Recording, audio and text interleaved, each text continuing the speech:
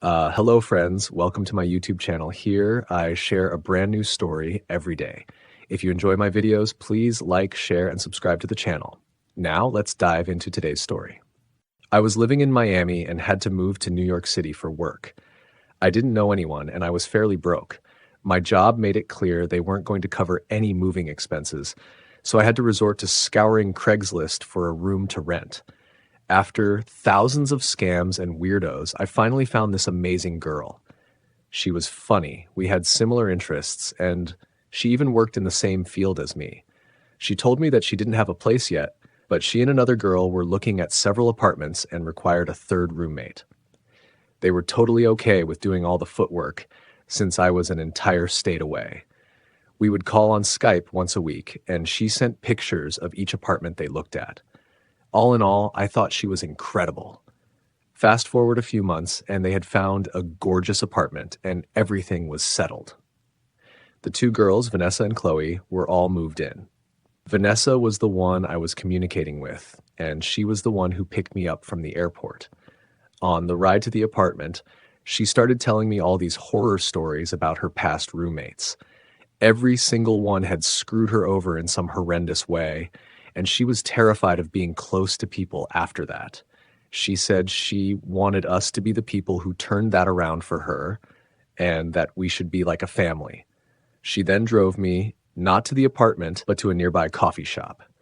She was chain smoking the whole way, and told me about how her stepdad was going to AA meetings, and that she had briefly attended rehab after a short bout with a painkiller addiction, but she decided that she wasn't going to be a drug addict and didn't need it. Then she admitted to me that she had only known Chloe for about a month and a half. Needless to say, there were red flags all over the place. Why would a New York native need to find strangers to live with on Craigslist? Why the oversharing about drugs and family? And why had she never had a positive roommate experience? I pushed that all aside, giving Vanessa the benefit of the doubt. A few weeks went by, and things were going well. I had forgotten that she seemed a bit off at first, and we started becoming close. She then took me on a tour of New York City for a day and proceeded to tell me her entire disturbing life story. When I say we had gotten close, by no means were we close enough to make this appropriate.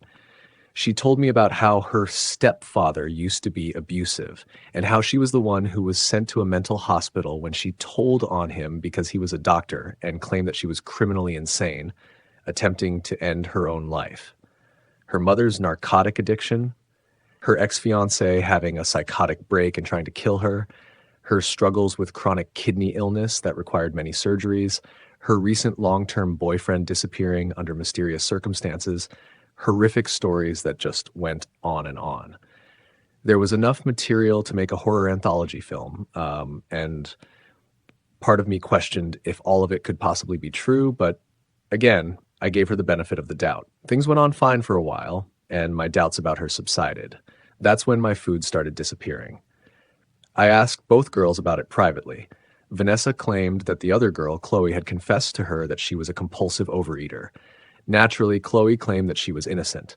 I sided with Vanessa, and I'm ashamed to admit that we began to gang up on Chloe, trying to get her to admit to stealing the food. Then the dishes started piling up in the sink, and nobody was washing them except for me. I asked both girls, and again, Vanessa swore on her life that it had to be Chloe. Finally, Chloe had enough. It turned out that Chloe had been eating out for every meal. We all had extremely different schedules. Vanessa had lied to my face about the dishes and the food. When confronted, she began crying and saying, "How could you accuse me of such things? I'm a good person. I'm a good person."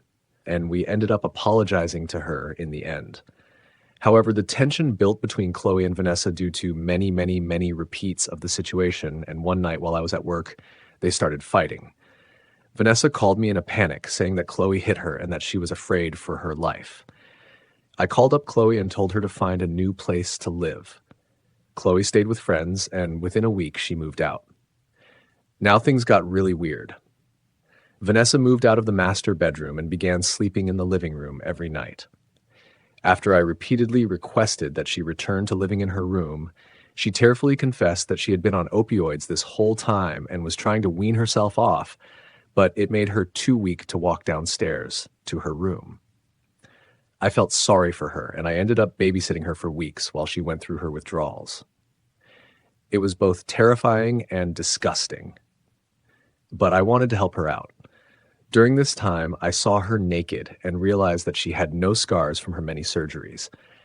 Beyond that, she confided in me that she hadn't been working at all this entire time, but going out to score drugs almost every day, and now she was flat broke.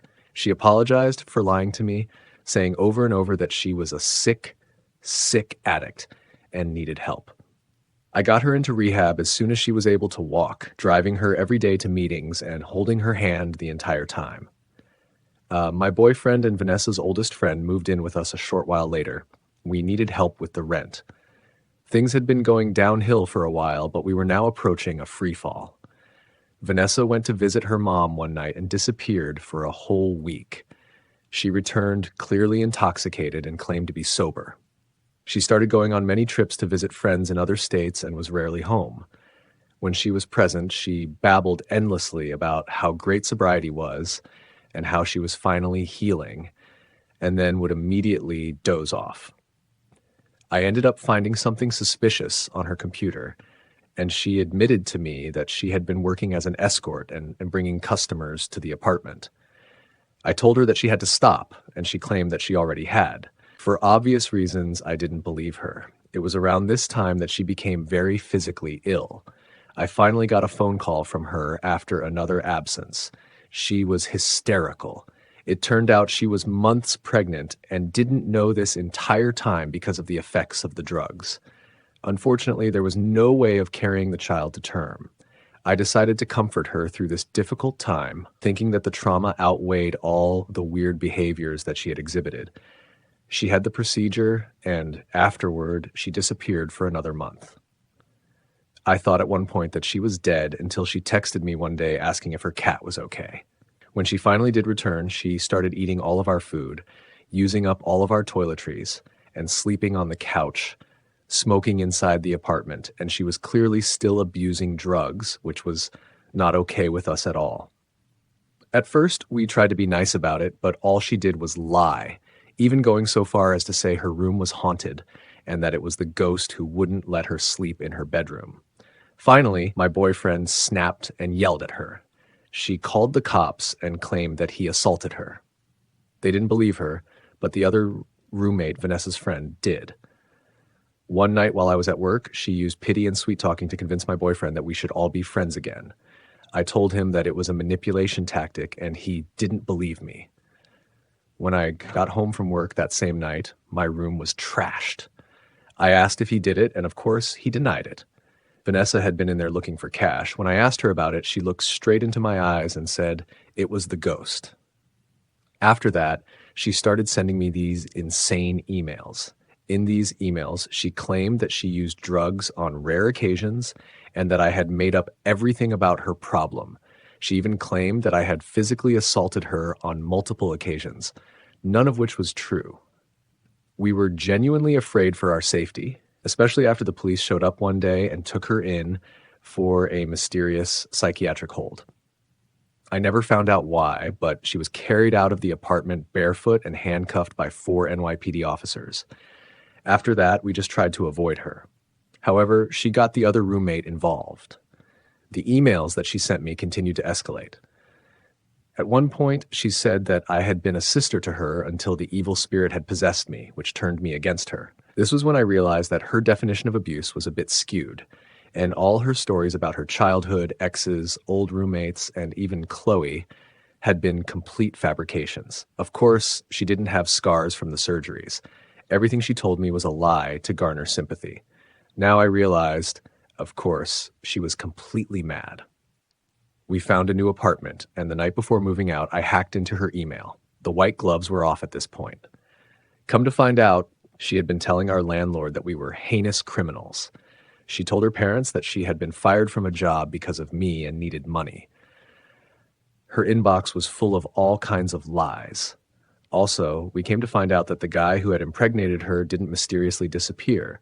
He ran away because they had slept together once, and she began stalking him. Just complete insanity. After moving out, the harassing emails and text messages continued, and there was a time that I seriously considered getting a restraining order.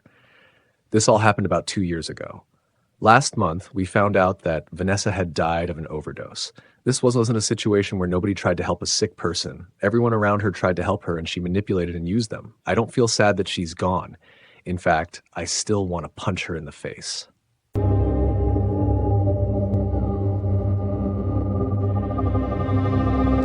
My name is Alex, and here are some facts about me. I just got out of a 5-hour police interrogation. I am never using classified ads again, and I'm scared to leave my house because I don't want to die. I'll try to keep it brief, but we should start at the beginning. My new apartment in Willow Creek only has my bed and my laptop in it. Otherwise, it's completely empty. I'm embarrassed by that, so I don't have people over often. The local print shop where I work pays me very little, so I check online classifieds every few hours, hoping to find curbside pickups. I was skeptical at first, but I picked up a couch and then a table a day or two later. I was happy to fill in some of the space, even if it was with an old lady's couch. My friend Jake drives a big F-250, so I negotiated to feed him if he helped me grab furniture and haul it back to my place. We go way back, so he agreed to help. And I felt even more grateful because he's a bigger guy and we can lift whatever we need to into the truck. This morning, I was browsing the free stuff category when I saw a picture of a comfy-looking recliner. The post said it had just been steam cleaned. I've always wanted a nice lazy boy, so I replied that someone was coming by to pick it up, and then I called up Jake. It was his day off, so he booked it over to my place as I put the address into my phone, and we were hunting it down inside of 5 minutes. We arrived in record time, blowing right through the residential streets and heading toward the warehouse district. I figured that somebody was cleaning out their storage unit. The chair sat on a corner by some abandoned-looking buildings. We hopped out, and I started sizing it up, while Jake put down the tailgate of his truck. It smelled like it had just been cleaned, and it was enormous. About halfway through lifting it, a bright flash went off from one of the cracked windows in the dilapidated building. Jake and I shared a concerned look and chucked the chair into the back as fast as we could. I was a little spooked, and we sped off without securing the chair. Once we got out of there, we joked about being killed in an alley, and I asked Jake what he wanted to eat for lunch. He said IHOP, and that sounded great to me, so we drove to go get some hash browns and waffles.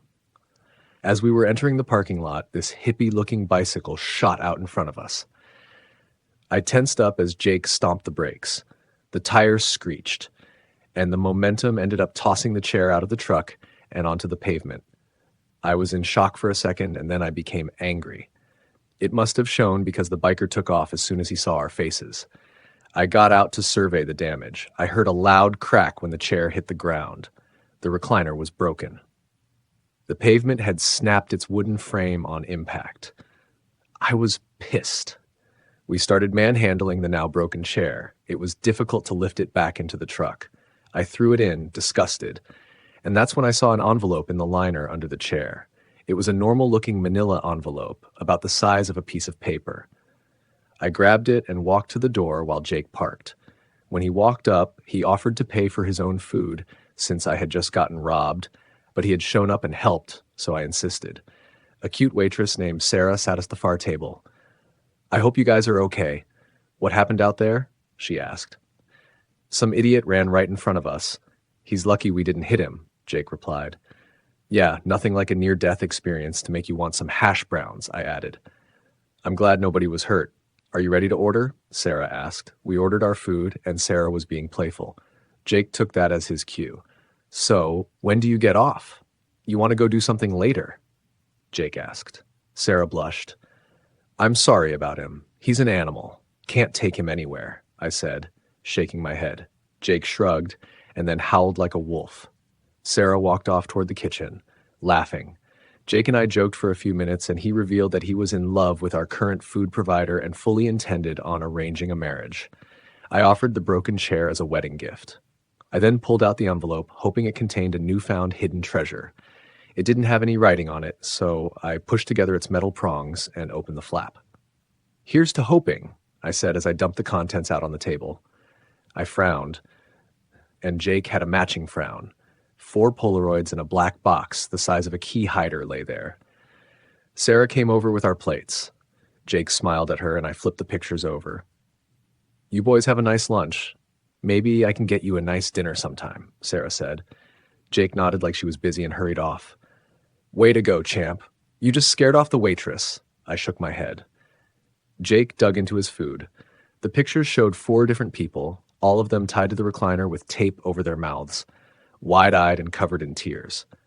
Nope, nope, nope. I dropped the pictures and scooted them away. Jake picked them up and looked at them for a second before going wide-eyed himself. His voice was really low as he slid them back towards me. "Dude, these are all in different rooms," he whispered. The black box thing only had a small battery compartment, so I was going to wait to unscrew it when we got back home. That's when the police car pulled into the parking lot. 2 officers walked in, and Sarah, the waitress, nodded for a second and pointed at us. Hands on their guns, they asked us to step away from the table and lay down on the floor. We immediately put our hands up and laid down on the filthy diner floor. IHOP floors smell terrible if you've ever wondered. The police handcuffed us and took us to the curb outside, while the bigger of the 2 rambled off our Miranda rights. The first cop with a badge that said Harris started in on us. "Why do you have pictures of tied-up people?" Harris asked. "We found them in the chair we just picked up," I replied. "Where did you get the chair?" "We saw it on a classified ad. It was over by the old paper mill." "And you 2 just took it?" "It was a curbside alert for a free chair. I needed a chair," I said. Officer Harris turned and started talking into his radio. Officer Valdez walked out of the diner, shaking his head. He looked at us sharply. "You guys like picking on waitresses?" "We didn't. As far as I know, we didn't say a bunch of stuff about hitting people and how we were animals." "You didn't howl like a wolf?" Valdez pressed. "That was way out of context. We were joking, man," Jake said. Officer Valdez narrowed his eyes. "Do I look like one of your pals, dude? It's Officer Valdez." They grilled us about the chair and the pictures a few more times. I tried to pull up the classified post on my phone, but whoever posted it had taken it down. A big white and blue forensics van rolled into the parking lot a few minutes later. 2 men holding black briefcases got out. One sprayed the chair with something, and the other got out what looked like a black light. The chair glowed in weird, splotchy patterns. As soon as that happened, we got shoved into the back of a cruiser and taken to the police station a few blocks away. The cops got a lot rougher then. I got shoved into a tiny room and handcuffed to a table. It smelled like piss. I don't know how long I was in there. It felt like forever, with just a tiny window on the door and that weird wire stuff in the glass that makes diamond patterns. Finally, a balding older man walked in. He had a friendly face. He sat down and just looked at me for a while. "I'm Detective Ross, and I've been assigned to the missing persons case involved with this. Let's start from the beginning." I told the detective the entire story. He took notes the entire time without showing any emotion. Then he walked out without saying another word.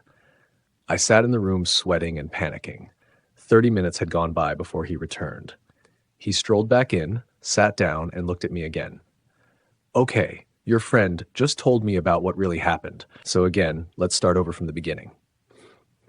What the hell did Jake say? I went into the entire story from top to bottom again. By the end, I was exhausted. "Where are your friends?" Ross asked. "I don't know where they put Jake." No, the other 2? "I have no clue what you're talking about, man." "I have 2 guys holding a picture of my missing person tied to a chair, the bloody chair, and a box with 4 sets of fingerprints found, none matching my guy." "Where are the other 2 people?" "I told you, I have no idea." At this point, the conversation devolved into even more back and forth and retelling the story a few more times. I was angry and scared, and I was ready to lose it. I had an idea and asked for a lawyer. That made Detective Ross really angry, but he walked outside, and I assumed he was talking to my lawyer. The next few hours were filled with police taking a bunch of fingerprints and blood samples. When they handed me the phone book, I called the only lawyer I could think of, Dan, my parents' lawyer. The man specializes in divorces, not criminal law, but I was desperate. Dan showed up and I spilled everything out. Detective Ross walked back in and told Dan that they would be fingerprinting the chair in a few minutes. Dan asked me if my prints would be on the chair. I carried the thing, I said. Dan leaned forward, pinching the bridge of his nose. I guess I'll just say it. Are you two that stupid? Why on earth did you bring a bloody chair into the back of a truck, then into a parking lot? Dan said, Sir, we didn't notice any blood, and that's why they pulled us in. We didn't know. I was livid. I didn't want to be treated like a criminal, but we were both idiots. Dan got a little more aggressive and pointed out that I should have just gotten rid of the pictures or never touched the chair. The next few hours, they took more samples, prints, and DNA, which was humiliating. I was released late last night after they processed everything. Apparently, this person is in real trouble, and they don't have any idea what happened. The missing person in the pictures is a rich, well-known figure in the city. I think they think Jake and I were part of the plan. The cops finally let me go, but warned me that if I went anywhere, they would be on me like flies on garbage. They're still questioning Jake, and I have no idea what he's saying. It's only been a few hours since I got out, and I'm still worried they're going to find some proof that will send me to jail. The bottom line is, don't go for free stuff you find on classifieds. It may sound like a good deal, but it could be the worst mistake you've ever made. Thanks for watching. Don't forget to subscribe to the channel, like, comment, and share the video. See you next time.